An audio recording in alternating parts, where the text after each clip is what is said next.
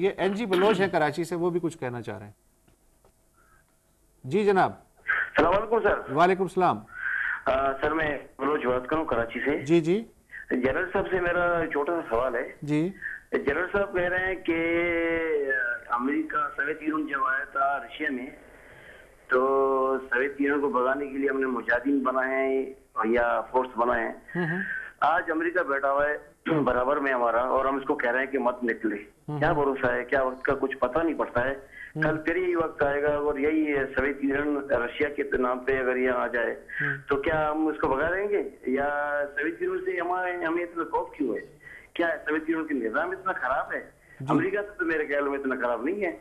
अच्छा, मैं बहुत शुक्रिया आपका। मैं जहाँ तक ये सवाल समझाऊँ वो ये है कि एक दुश्मन जो वही काम कर रहा है, वही जो पिछली डिस्कशन में सवाल आया था कि वो क्यों आपको काबिल कबूल है, और दूसरा दुश्मन वही काम कर रहा है। हमारा तो ख्याल से एक पुरानी थ्योरी हमेशा से चली आ रही है ज़ार रूस के ज़माने से, कि उनकी ख्वाहिश रही कि गर्म पानी तक पहुँचा जाए ताकि उनको एक जो पर्शियन गल्फ और इस इलाके में ऑयल फ्लो कर रहा है और जो ट्रेड चल रही है उसके ऊपर वो असरअंदाज हो सके, और वो हमारे गर्म पानी जो है गवादर के या ईरानियन पोस्ट तक इस काम के लिए बहुत मौजूद थे।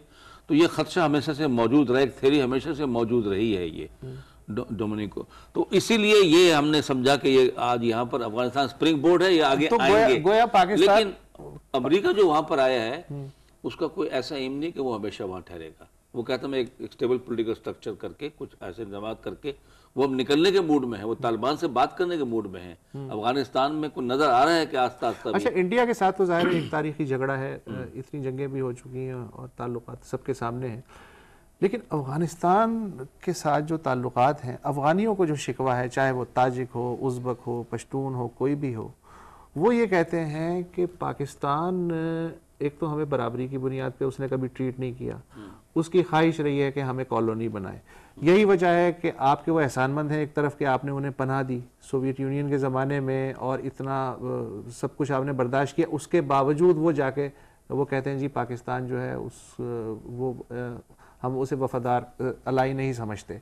तो ये जो पब्लिक रिलेशन डिज़ास्टर है, इतनी बड़ी बड़ी तंजीमें हैं, इतने बजट हैं, इतनी रिसर्च होती है, अफगानी जो है वो खुश नहीं हो सके आपसे 63 साल। देखिए बात यह है, अगर तारीख हम पढ़ें जी तो बहुत कम फौजें हिंदुस्तान से वहाँ जाकर चढ़ाई करके बैठी। अंग्रेज एक दो दफ़ा गया है कंधार इधर, अदरवाइज हमेशा वहाँ से अटैकर आते रहे और वो हिंदुस्तान को कॉलोनी बनाते रहे जी। सब वहीं से उठ के आते रहे ना। 47 के बाद तो ऐसा नहीं हुआ। अरे उससे पहले तो रहा ना, मैं तो पहले हिस्ट्री की बात कर रहा हूँ, ये तो हमको समझ जाइए कि हमेशा वहाँ के लोग आते रहे।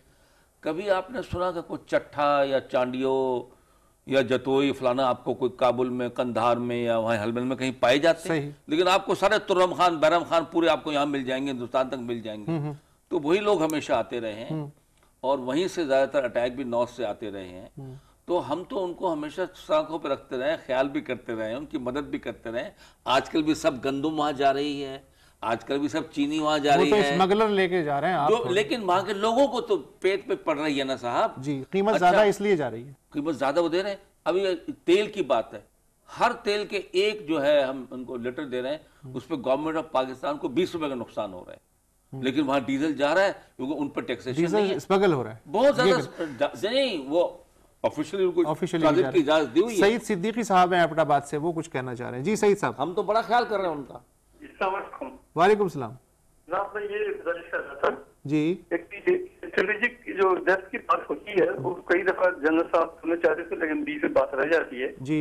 तो ये इसका मतलब ही नहीं कि फौजें वहाँ जाकर ठीक है वहाँ पे वो करते हैं। बात करती है कि जिससे पहले कहा गया था कि वहाँ से हमें दुश्मन नहीं है कोई, हमें मतलब पीछे से कोई अटैक नहीं करेगा। ये इंडिया वहाँ जाके उधर से भी हमारे दिमाग खो के और मशरक से दिमाग हमें तंग नहीं कर सके। जी बहुत शुक्रिया। एक तो आपकी लाइन खराब है, दूसरे मैं आपकी बात समझ गया हूं कि जाहिर है कि स्ट्रेटेजिक डेप्थ का ये मतलब नहीं है कि आप पूरे साजो सामान के साथ चढ़ दौड़े और कहें साहब के हमें यहाँ रहना। आजकल जाहिर है उसके मानी बदल गए हैं। आखिरी सवाल मैं करना चाहता हूँ जनरल, एक सवाल मैं छोटा सा आपको पहले कर दूं। प्लीज। आपने कहा पाकिस्तान के इससे ताल्लुकात खराब है, इससे हमने कहा इतना खराब नहीं है, लेकिन हिंदुस्तान के क्या बहुत लोगों से ताल्लुकात सब नेबर से अच्छे हैं? श्रीलंका से अच्छे, नेपाल से अच्छे, चाइना से अच्छे, पाकिस्तान से अच्छे, उनके किसके साथ ताल्लुकात अच्छे हैं? किसी के साथ मुज़ाकरात नहीं करते, ना फर्रखा बराश का मसला हल करते हैं, ना हमारा मसला हल करते हैं, ना सरकरी हल करते हैं, ना नेपाल का कभी ब्लॉकेट करते हैं, कभी श्रीलंका पर अटैक कर देते हैं। तो साहब वो कौन से उन्होंने बहुत अच्छे कोई सबसे ताल्लुकात रखे? अब एक नया महाज खोलना चाह रहे हैं वेस्टर्न बॉर्डर पे हमारी वेस्टर्न नहीं, मैं तो बात कर रहा हूँ ताल्लुकात हमसायों से अच्छी नहीं, इसलिए आप भी उनके नक्शे कदम पे अमल करेंगे। मैं कह रहा हूँ कि बल्कि हमारे हालात फिर भी निस्बतन बेहतर पाएंगे अब नेबर से। और अब वो कह रहे हैं एक नया पाकिस्तान के लिए खतरा खड़ा करो वेस्टर्न बॉर्डर पे जाकर, चाणक्य की पॉलिसी इख्तियार करते हुए, दैट दी जो आपका नेबर का नेबर है वो आपका दोस्त है नेचुरल, तो वहां जाके फौज रखो, पाकिस्तान को दूसरे फ्रंट से तंग करना शुरू करो। तो साहब वहां से मसला पैदा हो रहा है ये। जी, ये बड़ी लामुतनाही बहस है, लेकिन इस दौरान आपने देखा होगा नाजरीन के कई नुकात तो उन पे गुफ्तगू की और उन्हें आगे बढ़ाने की और उन्हें क्लैरिफाई करने की कोशिश की गई डॉक्टर आयशा सिद्दीक़ा की जानिब से भी और जनरल मोइनुद्दीन हैदर की जानिब से भी। मैं तहे दिल से आपका मशकूर हूँ कि आपने सब्र के साथ गुफ्तगू सुनी और इस डिस्कशन में हिस्सा लिया, और बिलखुसूस मोइनुद्दीन हैदर साहब आपका बहुत शुक्रगुजार हूँ। और आयशा सिद्दीक़ा चूँकि लाइन पे नहीं है लिहाजा उनका मैं गायबाना शुक्रिया अदा कर रहा हूँ। एक वक्फ़ा।